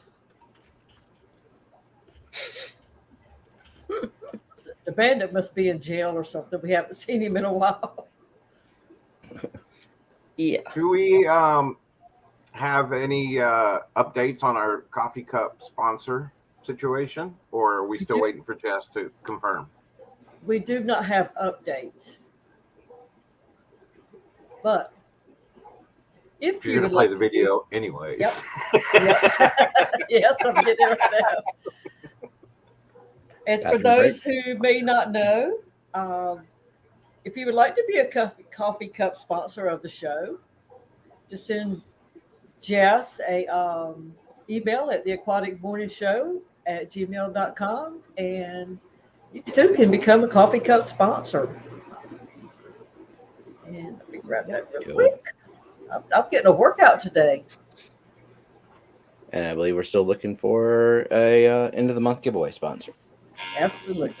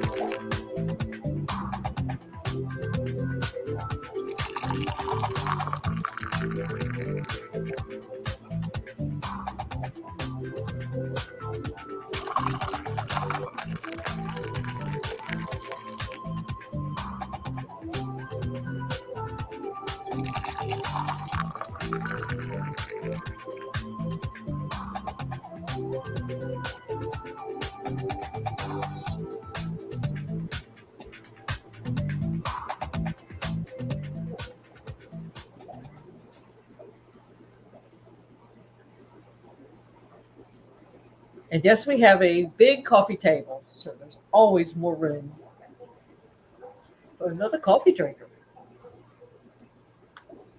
Our one giant mug of coffee Yes. for one person. Mm-hmm. I do know that there's 2 coffee cups coming Mhm. up for the next time. Very cool. 2 sponsors or 2 like? Yeah, 2 sponsors. Okay, cool. I'm going to be one of almost the out of stories gamer to do one. cups. I've been enjoying the coffee you sent me, Dee Dee. It's not Oh, bad. have you? What kind of coffee? Pete's Pete's. Coffee, I think is the label on it, and I think the one I'm drinking now is the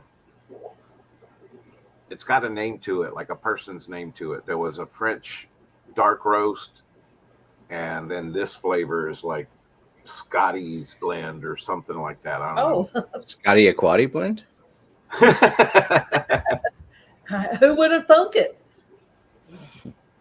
I need to get my buddy to sponsor me some coffee. He makes his own. He used to be the drum tech for Vinnie Paul from Pantera, and when they stopped touring, he started his own coffee company. Cool. Nice. Very cool. We have not been able to show the event agenda thing that Jess had. True. Yeah. I don't Man, know. what She is coming up? could do it. I know Aquaticon is coming up pretty soon. Yep. Aquaticon, and then after that, the only one that I can think of is the Triple Crown. Mm-hmm. I'm sure there's all kinds of other stuff. I just, my mind is on the ones that I'm going to because I'm selfish like that. But if anybody has an event to add, send either Jess, well, actually Skipper, send it to Skipper, and he'll add it to the agenda. I don't know. I think he had to go to work. He went back to work Sunday, so I think he's back on the job. What's World? Good morning. Coming in the back door, I see. Yeah. 12 minutes before we end. Good morning, Whip. Rise and shine.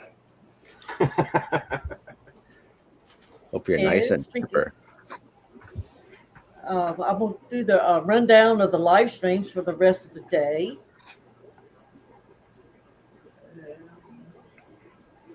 We'll see how that goes. And now for the Monday live streams in Eastern Standard Time. We started off with Father Fish at 9. Following that was the Aquatic Morning Show on Main's Tails, Fur, and Fins at 10. And at 12:15, it's going to be Afternoon Chat Delight with Rico Stan. And Dr. Anthony at 1:30 on Aquarium Conservation with Dr. Anthony from Orthoff.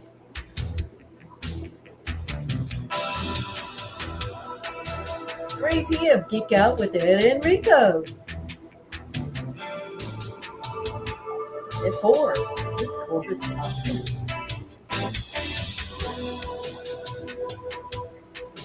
5, Stephen P. and Kelly with Wet Your Plants.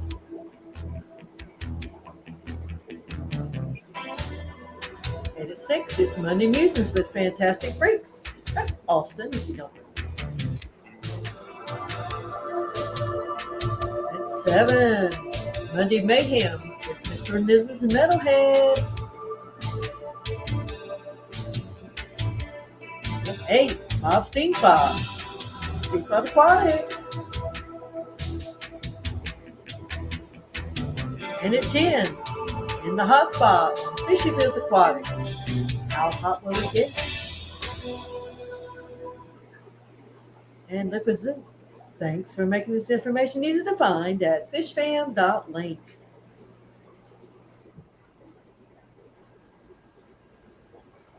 Sweet. I like Mondays. Mm-hmm. Yeah, they're one of my favorite days. For those that don't know, Mystery Snow Guardians made our coffee cup videos that we use for this advertisement as well. So, very talented young lady also. Steve, I was going to ask you, you know how the Aquatic Morning Show covered the whole background on Jess's thing? Mm-hmm. But the rest of them don't work the same way. Is it because I clipped hers maybe from a scheduled? I bet that's what I did. I bet she already had one scheduled, and I clipped that one and copied it instead of just your the channel name, maybe. So. Are you It's talking about because the her thumb? background is already in the correct aspect ratio. Yeah, like, are you talking about the schedule, your schedule video? Yeah, Yeah, that's it's how probably- Jess's was all the way. Right. It's just you have to make it in 16 by 9. or not, or is it 9? But it's 16 by 9, right? But Yeah. I think with hers, if I'm not mistaken, hers, she already had the stream scheduled, and I clicked on that and copied it maybe for that. For some reason, hers is different than everybody else's. And I don't know now for sure what I did, but I would like to do that on all of them, but can't figure out. That's one of the things, you know, you do it once and maybe never figure out what you did. Yeah, I think eventually I need to do a live stream that just kind of like goes through some editing basics. Mm-hmm. It'd be cool to get Beaks up there with me too. We can do like a little masterclass thing. Yeah. I know that Rico wants to do a stream where he talks about OBS and have us and Geek Boy up there as well, because Geek Boy knows some stuff. Yeah, it does. But yeah, I think it'd be cool to kind of like spread that knowledge around the fish fam a little, like in digestible bits, a little at a time. Well, when you did that one before, I was still so new to it. A lot of it was like listening to a foreign language. Oh, is that the one where I made the short? The 4-hour short. Remember you had a stream on a Friday night and you were trying to help us learn to do videos or something? Maybe. Yeah. I mean, I did one where I made a short. I don't think that was helpful to anybody. And we were real bad in your stream. And I don't remember that. Oh, I do. It was like on a Friday night. Yep. That was the infamous 4-hour short. Yeah. That's what I was thinking. The one where I made a short. Yeah. The one where you made it was the alien beta short. Yep. Yeah. It was the alien beta short. That was very productive. Yeah, you did. I use OBS all wrong. You know, that's another one of those that I know there's a way to use it the right way, but I basically use it to capture video, whether it's from my TV, from a DVD, from my camera. I play it through OBS and record it, and then I take that file and edit it in Premiere. So it's proper way to use OBS is so that you can do this. Yeah, Bex was doing it earlier. It's like, how are you doing that? You mean like this? Yeah. I always thought that was funny. Yeah. I'm like, yay. Oh, that made me dizzy. Fall off my stool. All right. That would be embarrassing to fall off your bar stool. Oh, yeah. How can you pull yourself in and like be elongated with your head? Well, I can, like that. Please lay it down. Fall on your face. That'd be fun too. There you go. Boy, you've lost a lot of weight. I sure have. Instant. There we go.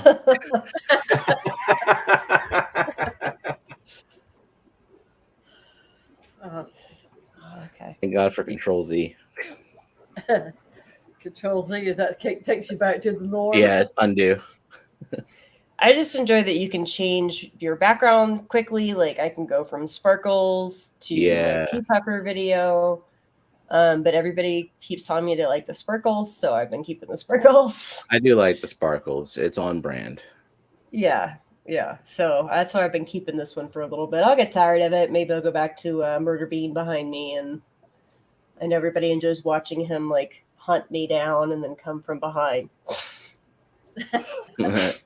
Giant puffer. Yes, he actually sits in front of me. Like his tank is literally right in front of me. So every time I'm sitting here streaming, he always hangs out at the front of the tank. Like, hey mom, what you doing? You got any snails for me? You got some bloodworms? Sorry, kid. Nice whip. Thanks for letting me know these are software tricks, or I think I was having some kind of recurrent trip from the 80s. Maybe you are. Maybe your brain is just trying to rationalize it. Flashbacks. Shouldn't have drank that orange juice this morning.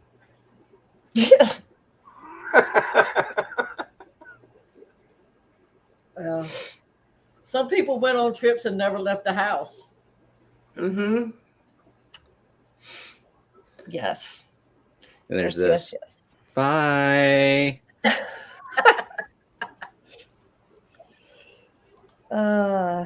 Yep. There you go. Amuse like it. myself all day long with that stupid stuff. I think it would be good though. I like Rico's idea because a lot of Yeah. people ask about OBS, and I think he was talking about maybe making it members only. I don't know, but I think it was a really, really great idea. And despite what Geek is saying in chat about Geek knows nothing, Geek knows a lot. I told him I would trade editing secrets for OBS secrets. Mm-hmm. Geek acting like he don't know nothing. I saw John say this before, but I didn't understand what all open source means. I don't either, Dee. Open source meaning that you can modify the software if you know how to do that sort of thing. Meaning like if you're a coder, you can modify the software, which means you can customize it to do a crap ton of things that are specifically for you. I don't do any of that, so I don't care if it's open source or not. But it being open source also allows you to like download or implement other things that people have done to modify software. So that is helpful. That is way above my pay grade. Yeah, it's, I don't know. I like to keep it simple until I like grow a wild hair and want to do something weird. Keep it shrimple. Keeping it shrimple.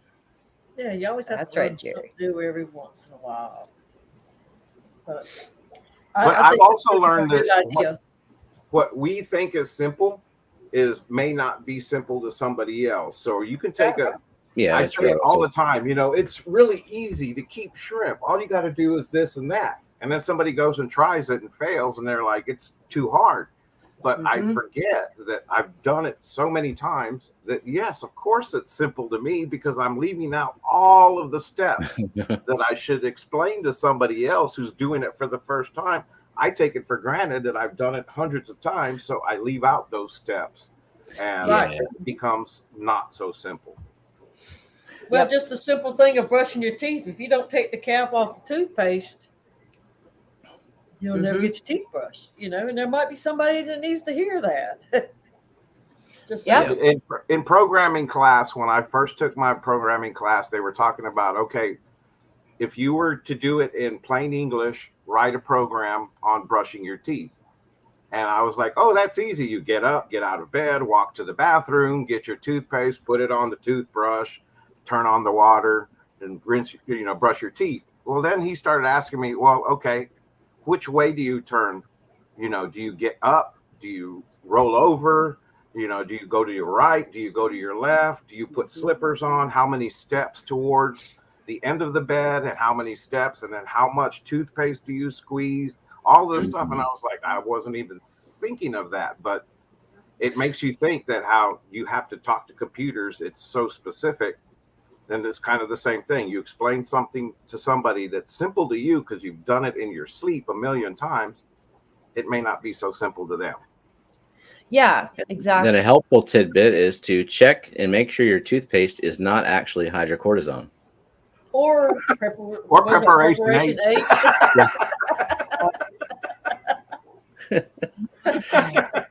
Well, you won't have roids in your mouth.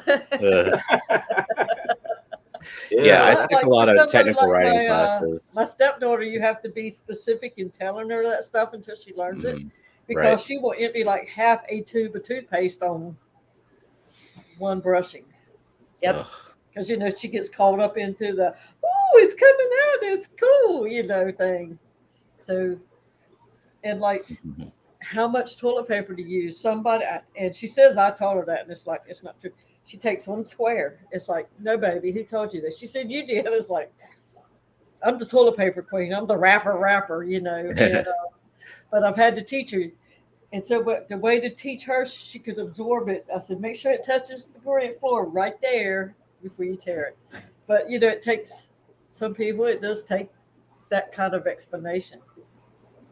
Yeah. So, I mean, they tell you when you're explaining something, if you're trying to walk somebody through doing something, you have to do it in such a way that you're assuming that they know absolutely nothing about the subject. And you have have you ever done that where it's almost like an exercise where something simple like brushing your teeth or making up a bed or something else, and you have to just tell people how to do it step by step by step and see how well you can give direction as much as they can follow it. That's a difficult exercise, because to us, it's like Jerry said, it's rote memory, like putting together, an aquascape, Brooklyn trying to explain to me how to scape my Fuble spec. I mean, I basically majored in that. So, I mean, and I do that for a living as well. And it takes a lot of practice. I was a creative writing major, but I made a point to take a bunch of technical writing classes, and that's basically all they are, is like teaching you different ways to convey information to different audiences. And so there were projects like, there was the brushing your teeth writing assignment. There was how to set a mousetrap assignment and then modify it. What if it's a rat trap? And then of course, there's like the whole resume and cover letter stuff too. But there's just a bunch of different ways to write things for a bunch of different audiences. And I actually kind of enjoy that part of it. But even like my coffee cup vid, you hear those noises. Now, I knew that I was doing this, and this, and that zipper is somebody zipping up their dress. But it kind of sounds like somebody zipping their pants zipper while they're brushing their teeth. It sounds like they're zipping up their pants and opening a bathroom stall. That's exactly what it sounds like. It's supposed to be a cabinet door in the kitchen, open up to get your coffee cup. Yep. But, that's what I knew it to be, but that's not what is coming out. And even I hear it in the thing. It's like, well, that doesn't sound quite right, but whatever. Everybody has to go to potty anyways after the coffee commercial. Yeah. But I think a premiere just dropped, did it not, Stephen P? It's not a premiere. I scheduled my video to release like right now. Oh, okay. But it's not like a live premiere. So just at your leisure, go watch it. Okay. Yeah. But anyways, Brennan, Misfit Reptiles and Aquatics, thank you for the super chat today. And thanks everybody for coming, my mods, my panelist guests. Thank y'all for showing up and helping me. Everybody keep Jess in your thoughts. Hopefully she'll come back sooner than later, but she's got to do what she needs to do to get herself right. And don't forget the streams today. We've got lots of learning to do, and be good to each other. Does anybody else have anything they'd like to add? Happy Monday. I love shrimp. Yeah, don't we all? Yep. Have a good start to the week, everybody. Indeed. I'm a snail. I love that. Hey Fish Tube, Steven here. Steven P 2003 Aquatics. Aquatics for now. Anyways, I know I said there wouldn't be another unboxing for a while. Go a little bit further. Was this lady who goes by the name of Kelly Foreman was like, "Hey Steven, something." You just watch the whole thing. And I was like, "Let me Google that." And then, Sorry, y'all. Keep going. It's kind of unremarkable to the average fish keeper, but give it The next one. Yeah, next chapter there. Go. Nope. Keep going forward. and you'll start to Forward, see forward, why. forward. Back. Nope. Forward. Forward. Keep going to like the. Oh, okay. Yeah. Keep going. 4 inches in size and Like Oh, okay. And I normally set that. I don't know why I didn't. almost. And there. Right there. What is it? There. Okay. Yep. Sorry, y'all.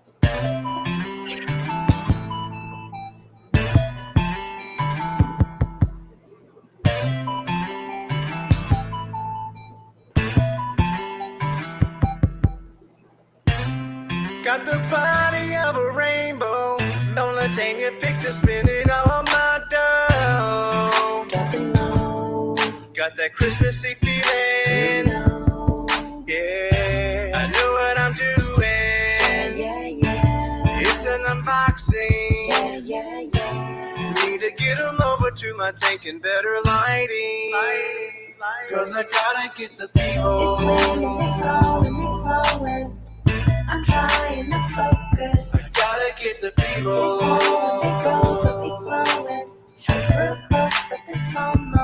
gotta get the B-roll. I'm trying to focus. Gotta get the B-roll. I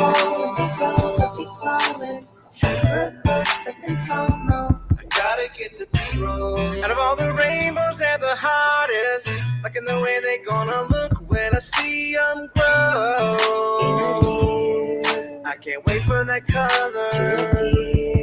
Yeah, gonna go in my 90s, looking awesome and shiny. Now I got them over to my tank and better lighting. Cause I gotta get the B-roll. It's swimming and flowing. I'm trying to focus. I gotta get the B-roll. Time for a close-up in slow-mo. I gotta get the B-roll. It's swimming and flowing. I'm trying to focus. I gotta get the B-roll. Time for a close-up in slow-mo. I gotta get the B-roll. Yeah, my 90s almost stocked up. Gonna get another type of rainbow in a little while. She's got my money declining. Yeah, it's always so exciting to do another unboxing. Then I got 'em over to the tank and better lighting. Cause I gotta get the B-roll. It's swimming and flowing. I'm trying to focus. I gotta get the B-roll. Time for a close-up in slow-mo. I gotta get the B-roll. It's swimming and flowing. I'm trying to focus. Gotta get the B-roll. Time for a close-up in slow-mo. Cause I gotta get the B-roll. It's swimming and flowing. I'm trying to focus. Gotta get the B-roll. Time for a close-up in slow-mo. I gotta get the B-roll. It's swimming